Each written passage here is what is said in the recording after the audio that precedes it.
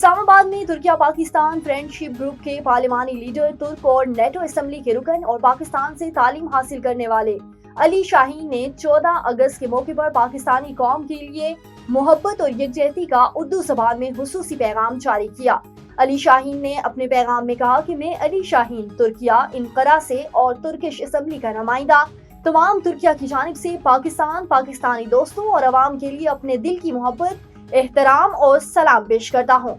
उन्होंने कहा कि 14 अगस्त का दिन दोनों ममालिक के लिए अहमियत रखता है क्योंकि ये पाकिस्तान का यौम आज़ादी है और इसी दिन तुर्किया में हुक्मरान जमात आक पार्टी की सालगिरह भी मनाई जाती है। हम ये नेक और शानदार दिन तुर्किया और पाकिस्तान में एक साथ मनाते हैं। मेरे नजदीक पाकिस्तान और तुर्किया एक दूसरे के बगैर मुकम्मल नहीं हो सकते।